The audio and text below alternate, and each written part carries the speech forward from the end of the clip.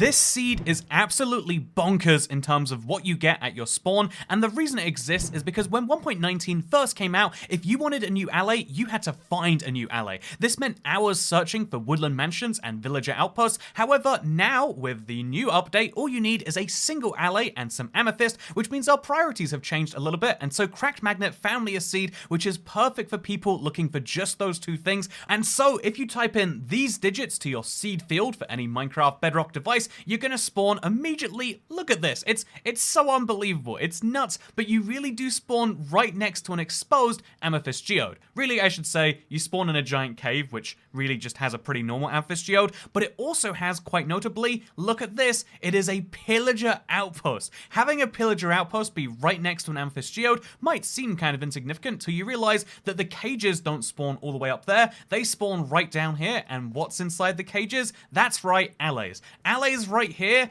amethyst right there. This seed is crazy, and it's just gonna get crazier, and so please do subscribe, perhaps have notifications turned on, if you want to be one of the first to see brand new seeds like this, and or if you appreciate the insanity of the finds that we have here. So with that said, thank you to Cracked Magnet, and thank you to the Minecraft world generation for existing in such a way that all I have to do if I want to, seriously, I just have to chop down 2 pieces of wood here, get myself a wooden pickaxe going. Sorry, I lied. You actually need 3 pieces of wood to make a wooden pickaxe, which is a real crime in its own right, but now we can break the amethyst block, now we can break the amethyst crystals, and now what's that? Oh, now we can break the fully formed ones. Now we can wait politely for the amethysts to spawn, and we'll immediately be able to turn them into more allays, because the allays are politely waiting just next door for us. This is a really cool seed because it gives you this opportunity to kind of spawn in the cave, like we've mentioned with previous seeds is a fun thing to do, but you get to spawn basically straight bang into a cave, and it's even better than that. Oh, you also get slimes right at spawn. You know, it feels like super flat all over again. But yeah, you get to be able to spawn in a cave, get all of the goodies, because it's not just moving straight from wood to stone like everyone loves to do anyway, but there's also iron straight next to you. Iron ore is right there. There's also a really covered cave, which means skeletons, zombies, and spiders on day 1. Also, even more iron ore. There's also iron ore here. Honestly, if you want iron ore, this is a good seed for you. And you're gonna want the iron ore, no matter what your goals are, assuming it's not deeper into the cave, and maybe it shouldn't be straight away to go deeper into the cave, but either way, you're gonna want more iron ore, because iron ore, of course, is going to allow you to make a bucket, or an iron pickaxe. You can take it either way you want, because the great thing about spawning so low down, besides easy access to pillagers, that's actually horrifying, please leave me alone, but the great thing about spawning so great down is you're right next to super deep caves. I'm gonna guess, I haven't looked around this seed yet, although there's foxes in here too.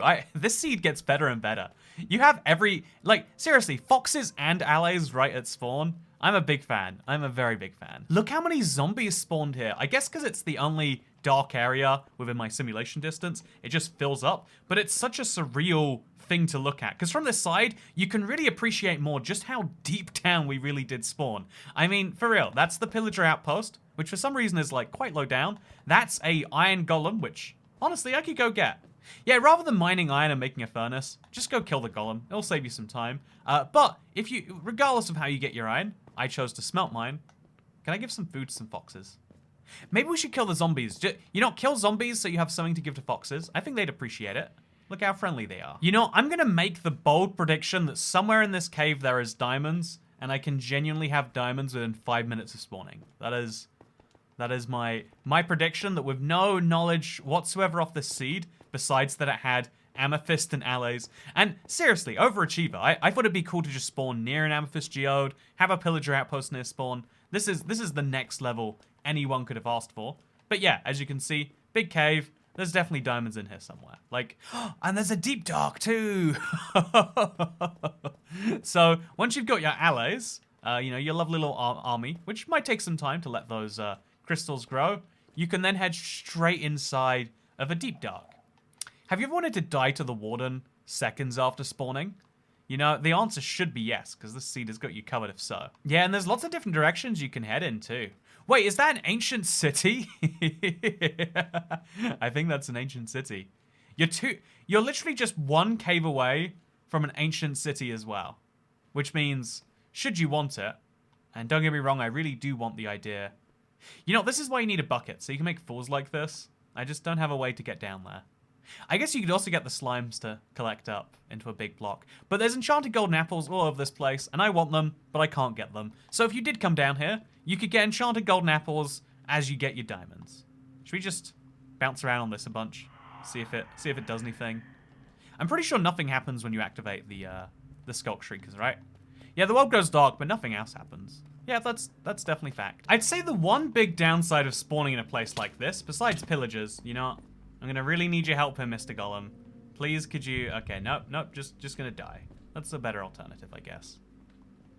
Oh wait, actually, it is a better alternative because I spawn right there. Okay, just as proof of my spawn location, I'll die right here, spawn right next to my stuff.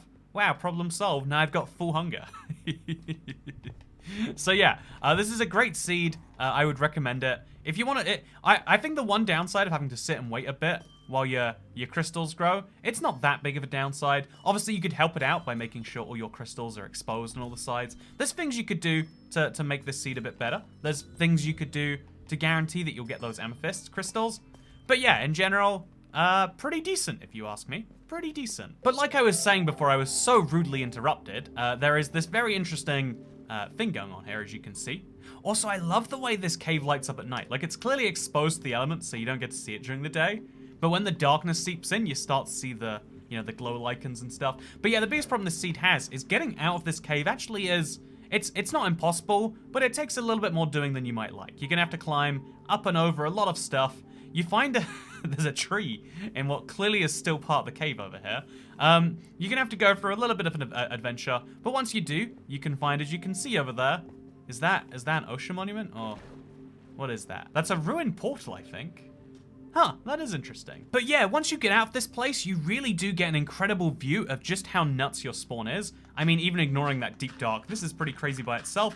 And if you want, you could just start your base right up here. And so when people spawn, they spawn all the way down there with absolutely no way to get up besides the very convoluted path you take. And you know what? You could bring some saplings with you, make it a little bit of a skyblock if you really want. I like this seed because also there's another one of those pillager outpost towers. It's all the way up there.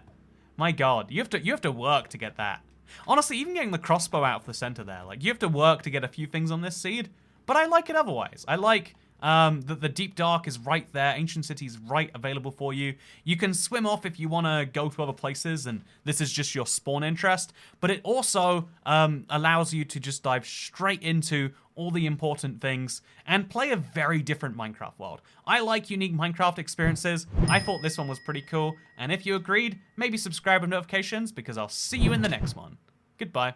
By next one, I mean next life, and that is right now. So, let's start our new video, which is going to be fun Minecraft jokes with Toycat. You know, what's the deal with Minecraft spiders? Have you noticed the size of them compared to Minecraft foxes or Minecraft bees? I'm just saying. You know what? Bees and spiders are both oversized, whereas foxes and turtles are both undersized. And so if you're an insect in Minecraft, you get to be extra big for some reason.